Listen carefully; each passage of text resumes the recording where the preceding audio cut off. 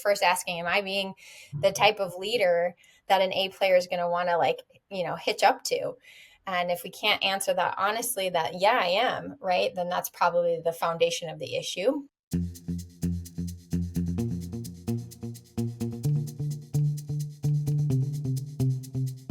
Hello, and welcome to Build Your Remarkable Practice podcast. This podcast is dedicated to chiropractors who are in the seasons of launching and building their practice. Join myself, Dr. Lona, and my co-host, Dr. Bobby, as we have conversations each week as it relates to building the practice of your dreams. And remember, you can have a remarkable practice as part of a remarkable life, not instead of one. We're here to lead you on the way. Welcome back, team, to the Build Your Remarkable Practice podcast with fantastically amazing Dr. Lona Cook and myself, Dr. Bobby Olajasovic. Dr. Lona, good morning, good afternoon, whatever the time is there. How you doing? What's been happening? Doing good. It's been a great week here. We got the sun out. It's 40 degrees. It was negative 20 last week, Bobby. I mean, times are good. So there's a shift occurring in the weather there. You guys are going from icy conditions to not too icy, huh? yeah, that's right. That's why it's good. And you're in summer, right? I know. We're the opposite, right? So it has been very hot here, very hot, very humid, very beachy, but intermittent with storms as well. So, it's all part of the fun. And one thing I love, I think it's a good analogy for life, and that John DeMartini taught me this many years ago, and that the universe always seeks to find balance.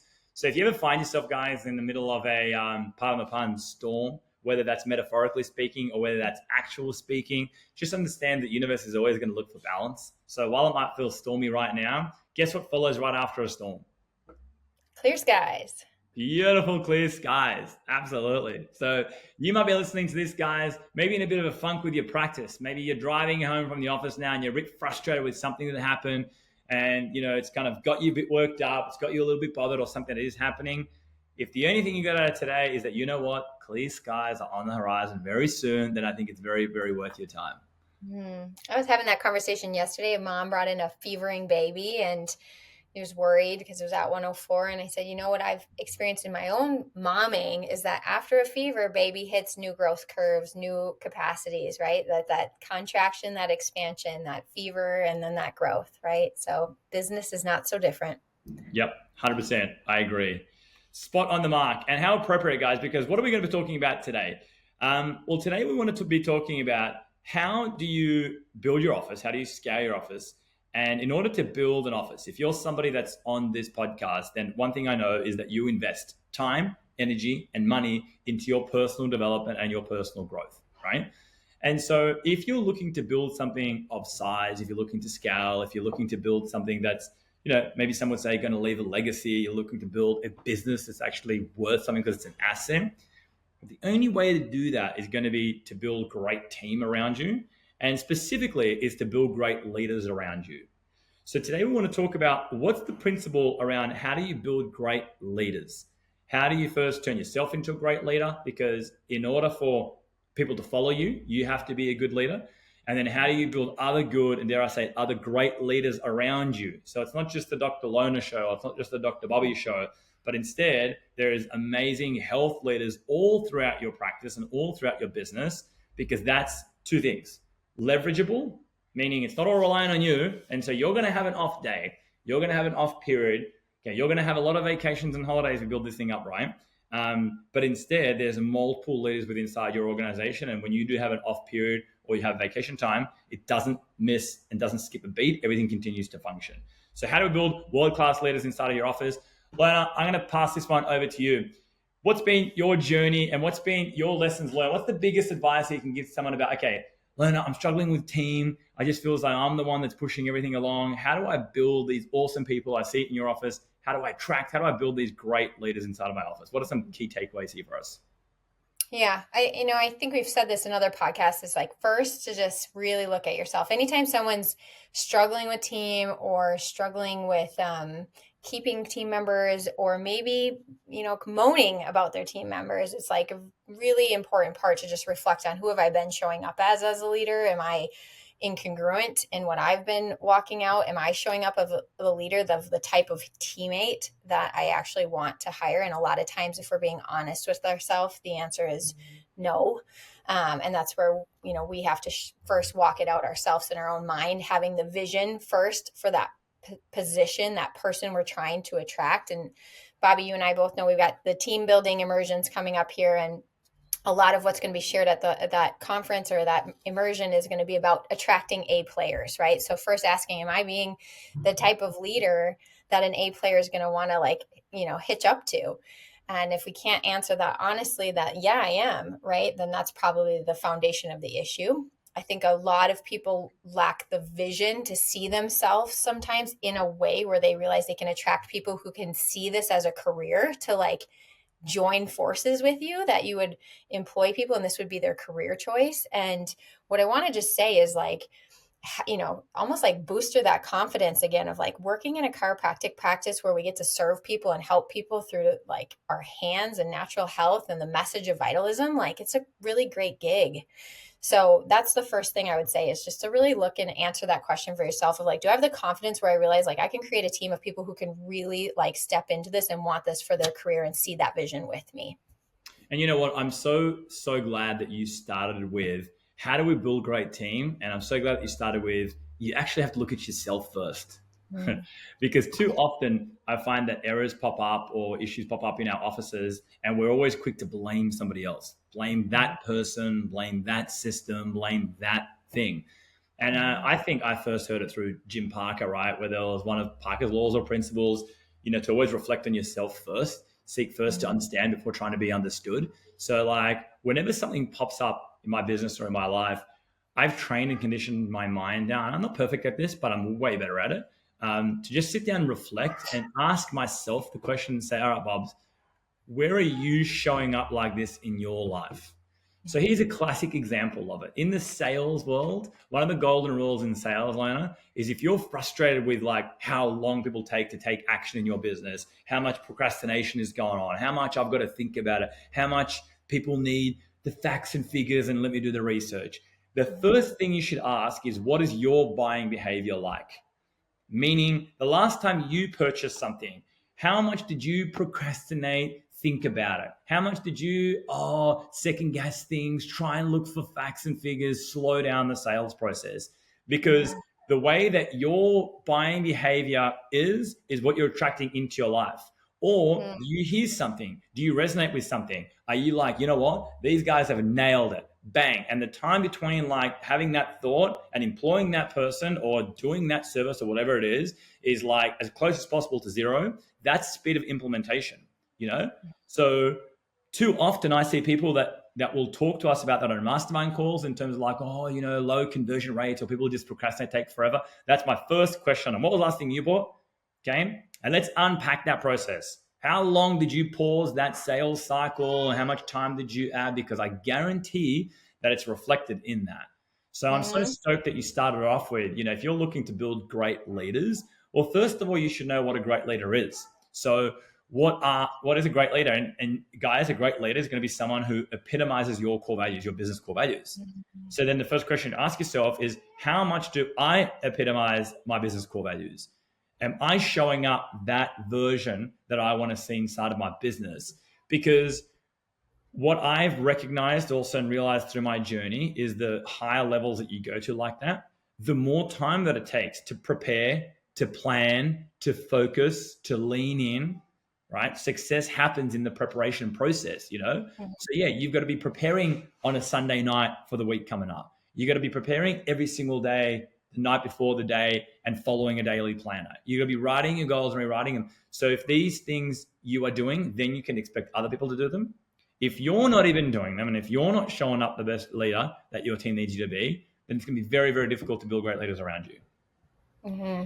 Yep. The incongruency is, like Bobby said, it's like an above, down, inside out process. If you're not doing it, how can you expect it in someone else? And I think that seeing that incongruency and making that change before you ask someone else to make the change is good leadership, right? Mm-hmm. Yep. So on that, I would say rule number one, in order to build great leaders around you, you need to stop, slow down, put conscious thought and effort into this. And maybe you've done this already, but maybe you need to redo it or re-clarify it and get crystal clear clarity about what is the core values of your business. So what are the most important things to you? Like we have a core value around integrity and communication. we have a core value around taking initiative. Okay. I love people to take initiative.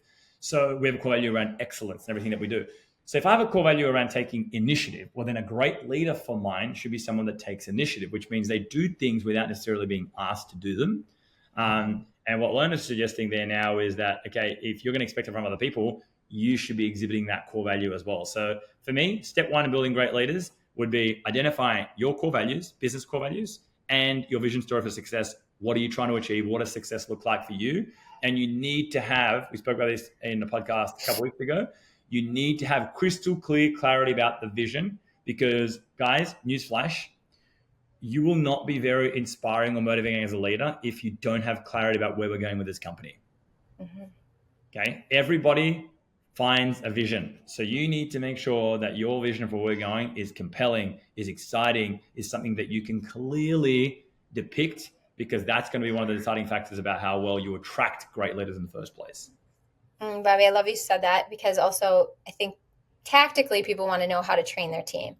But if you as a leader aren't spending frequent time in your vision with clarity so that you can communicate it, like without that piece, it's hard to get the training to be meaningful and really robust the way you want it to, without everybody buying into the bigger thing that we're doing the small things for. Mm-hmm. Yep. Spot on the mark.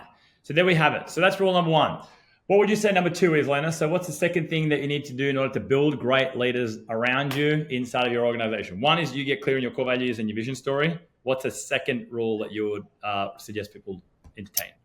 Well, hire people who are in alignment with that vision and those core values, so that you're not, trying to, let's say, have a baseball team and you need a pitcher and you hired a left fielder, right? Like, let's be really clear about who we want on our team, so that when we attract that person, we naturally have set them up for success to nurture them into leadership in that arena that you hired them for. So making the proper and appropriate hires. And is there any tools that you use for this, Lona? So I know that you guys in your office use different tools and testing systems and whatnot, but how do you work out, okay, so what's the process that you guys do inside of your office about, I'm hiring somebody new, who do I need? And then how do I know if I'm getting that person? Because to me, they all seem good, or I'll do an interview and this person seems good. How do I know if they're the right fit for the role that I'm looking for? Okay, well, this may be an unpopular way to do this, but I go back to the vision part of this. So I know that for myself, when I've tried to force hires, like where I just am using my left brain, like intellectually, I know what I'm looking for here, but I'm maybe not super energized behind it, or like feeling like this feeling of it's the right time on all levels and I have clarity over this. So I will spend time really getting clear about the role and looking at my past history too, of like maybe things that didn't go well if we had hired that role before, and what I learned from it and now what the difference is. So again, just getting in that manifestation phase first. Because otherwise I think we tend to move too quickly into hiring without getting the leadership from ourselves first in the right role to even recognize it, right? So I need to get myself in the right state first before I'm going to start the interview process or even put some of those feelers out there. So then I will clearly know what a no is, and clearly also feel what a yes feels like based on what my vision is for that role. And I watch what's unfolding. So let's say I maybe have ads out in different ways, like Indeed or on social media, or, maybe we're looking through channels of people that could be referred into us.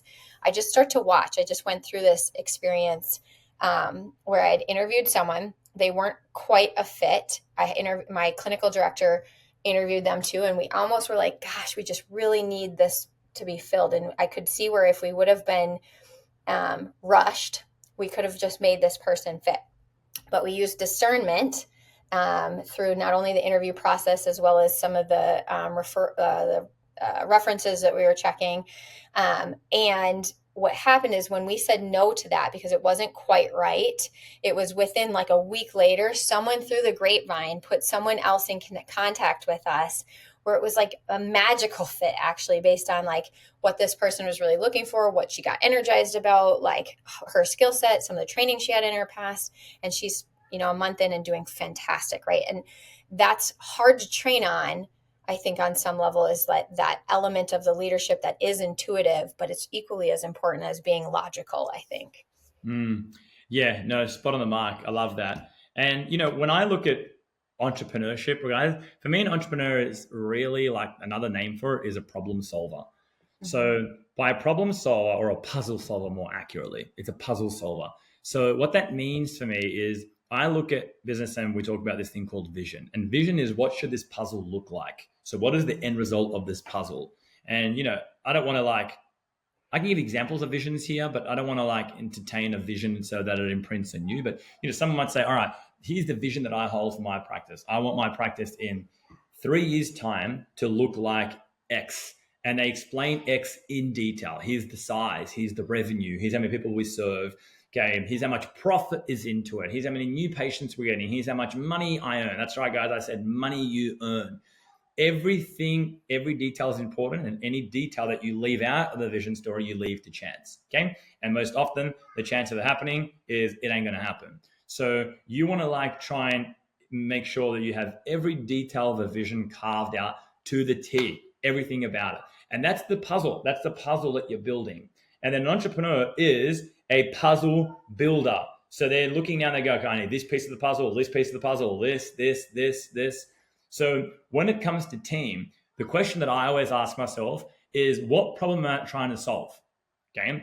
And in fact, I would recommend that there's 2 questions that you ask yourself. Question number 1 is, what problem am I trying to solve? Question number 2 is, where am I in my progression journey? Because if you're just starting off a practice and you're in the early phase, let's say you're a 1-person band, all right, the problem that I need to solve is that I'm overwhelmed with doing everything from answering the phone to getting back to clients to rescheduling and changing appointments to trying to book new patients in to mapping out care plans to checking emails.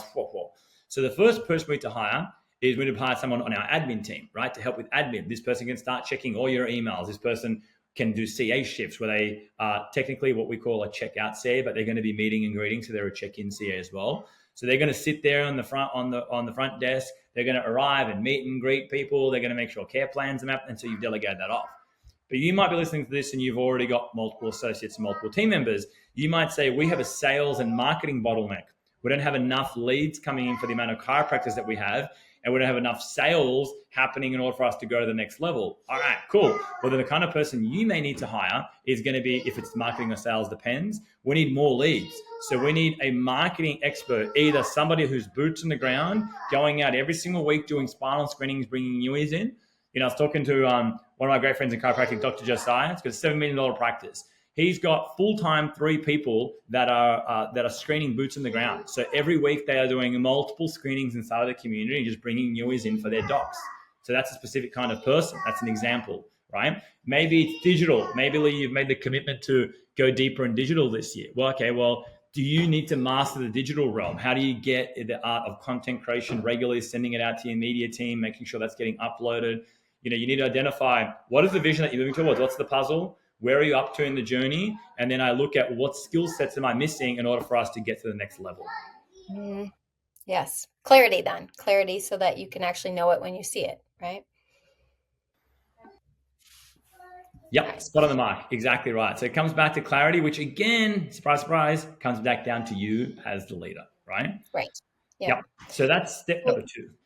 Let's say that you've found that right person, right? And they are working out fantastically in your office. Like, Bobby, what are some of the ways that you start encouraging them to take more leadership in the organization, or to, like, as you say, speed of implementation? Like, how are you encouraging that so that you're creating leaders, within your organization? So funnily enough, it always goes back to step number 1, which means getting clear in your core values, because once you're clear with them, you can make it clear to everyone. We have a core value around taking initiative. So we love people that take initiative. Lona, you don't need to come to me for every little thing. You need to come to our office manager or our leadership team for every little thing, okay? So making it clear to people that we love people that take initiative. Then step number 2, making it very clear about what does success in this role look like. So identifying, okay, here are the competency checklists. Here are all the things that we're going to train you on to be competent in. So that's very important depending on the role. And then making sure that we have a training protocol. So the first 90 days is critical. You're carving the person in those first 90 days. So you need to be ensuring that you're showing up 100% the best version of yourself. Those first 90 days will make or break this team member. So giving them the tools they need, giving them the training they need, giving them the competency checklist that they need, giving them the troubleshooting that they need, giving them the space and time that they need in that first 90 days. And remember, in the first 90 days, it's about progression, not perfection. So we want to see if this person is progressing. And I like to say, even though you've hired somebody, you're going to feel like this person is leaning on you massively still. All right. But then what should happen is this transition occurs within 90 days that you can start leaning on them and you can start depending and leaning on them. And they actually get to a point, usually at about 120 days, sometimes even earlier, that they do it better than what you were doing it if you were doing that role before. Okay. And so, we spoke about hiring the right people, alignment with vision and core values. We spoke about ourselves and doing internal reflection. All right. And now this is the onboarding process to make sure you give this person the best opportunity to thrive. So even if it doesn't thrive, you can put your head on the pillow at night knowing, you know what, I on my end did everything possible to get this person successful. And if it didn't work, that's cool. We move on. But it's not through lack of effort or it's not through places that I misstepped, because that's what used to in the past really kind of get me, because if I reflected, it was from my... Well, and back to where we began at this podcast is really having that awareness of who you are in leader. Do I tend to be someone who in the past has maybe thrown people in and not given them the tools to train in well, to have that 90 days where Bobby said, like, they might be leaning on you quite a bit? Did I make myself available enough for this to be successful in the onboarding? Or am I someone who tends to micromanage and I need to learn how to instill trust in the process right from the get-go so that I am not creating this scenario where they aren't successful because I'm still micromanaging them. And that's part of self-awareness too. And maybe what I've gone through with some scar tissue in the past is how do I bring on great team members and then not de-incentivize them by the training process that is not well cut out for a different type of person. Yep, spot on. I love it. Absolutely. So training is one of the ways that you continue to keep people inspired and motivated. Then if I was to go into step 4, the next thing for me that I really, really pay a lot of attention to is what is the vision and the individual goals of that person? Okay. Because I heard this quote, which I thought nailed it on its head. And the quote said this, that if your vision is big enough that within your vision, you can include all the vision and the goals of your team members as well, that's when you become someone who's a very attractive force. That's where your stick factor goes up, which means I'm not naive to the fact that everyone on my team has individual personalized goals. And so I want to make sure that we continue to find regular times to sit, reflect on what are their individual personal goals they're moving towards and how's their progression towards that goal, and then making a very clear line of connection about those goals and those vision personally and their role within that organization and the evolution of that role within our organization. Because when you can connect those dots, there's no need for people to look outside of your organization for growth and progression, because they get it all alongside you. And that's how you keep someone inspired and how you develop them as a leader too. I love that. And many times, maybe people haven't had enough encouragement to be even really thinking and sitting with their own vision for their life and their encouragement of their goals. And so this can be where they realize wow, I'm really going to grow as an individual here as well, because they are investing in me finding that fulfillment, that inner sense of what do I really want as well. So I agree with you. Yep. Spot on the mark. Exactly. So I love it. And then, lucky last one, you got one more for us. So how do I develop great leaders? So how do we get people to continue to, inside of our office, grow and evolve alongside of us? What else have you experienced? I think something that I actually find to be a way to make it easier on all of you is just make sure you're bringing everyone to the things that are going to develop all of you at once, right? It's so many times that I see chiropractors going to events, might be a philosophical event, might be a business event, what have you, that if they would bring their team with, the speed of implementation, to your point, Bobby, would just increase so much, as well as the vision that is shared by everyone would be doubled down on, because you're all in the room together, as well as you're bonding together in travel or whatever you're going to. So to me, that investment of bringing the team, and obviously I get the question of what do you pay for and all these things. It's short-sighted when we're really worried about that. And instead we should be bringing everyone along, because the team is only going to be that much more effective when we're all growing together. Yeah. And I would put that under the banner of structure. So the structure means, what's the structure through which you run your organization? So for example, Lona alluded there to, what rhythm do you take your team to events to, right? To immersions to training events to? It shouldn't just be like an ad hoc thing. Oh, we do it now and then there's no rhythm around it. How many times do you do that? What about your structure around board meetings? How often are you doing board meetings, which are very much high level, vision based, reminder of core values, reminder of where we're up to with our goals for the year, reminder of focus points moving forward. So are you doing board meetings? Okay. Then on top of structure, there's weekly meetings and trainings. Do we keep our team inspired and re-dipped weekly? Are you as a leader, if you're running these, prepared for those weekly team meetings and trainings? Or are you rocking up ad hoc or worse, micromanaging people? And then even all the way down to your daily structure of pre-shift and post-shift huddles. It's like, are you doing them? Are you showing up to them? Are you doing them correctly? Because, there's things that you do daily to keep your team dipped and growing and evolving, weekly, monthly, quarterly. And so you want to work out your structure around the cadence of those things so you can continue to keep somebody inspired and getting just re-dipped in the vision of exactly what it is that you guys do in the office there. Yeah, so good. I think so much of leadership is leaning into that right and left brain and that heart and head continually, so that we're continually reaching our arms out and bringing everyone with us, and in the process growing them so that they can reach their arms out. So we're not doing it alone, or we're linking arms essentially. Yep. So if I was going to summarize it all down and distill it all down to 2 easy steps, okay, I've never heard it summarized better than this, and I feel as though this epitomizes what it's about to build great leaders inside of your office. It's this. Step number 1, hire motivated people.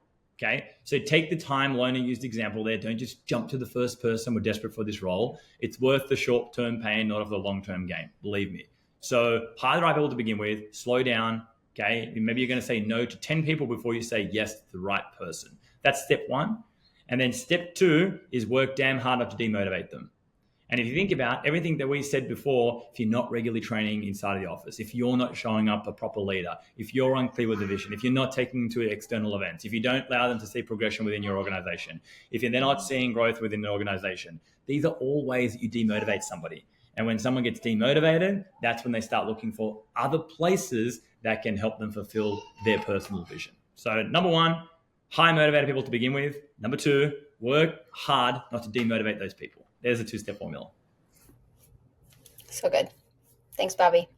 I love it. So there we go, team. If you're looking to scale your office this year or next year or the year after, doesn't matter when, one thing that I guarantee is you're going to need to build great leaders within your organization, especially if you want to take the burden of this is a Bobby run office or a Lona run office, right? You're the only one that's doing everything. You need to make sure you nail that. So guys, if you found this useful, hey, add myself and Dr. Lona on our socials, on our Instagram socials. That's when we give you an insight look into our life, how we do things, how we manage the businesses, how we make it work. You'll see on there pictures of my team. You'll see videos on there of my team. We did a workshop last week. I'll take you behind the scenes with my team. So add us on our social, guys, and you'll get daily inspiration there and things that you can just take into your own office from there as well. Lona, pleasure as always. I'll catch you next week. See you, Bobby. Thanks for listening to this episode of Build Your Remarkable Practice podcast.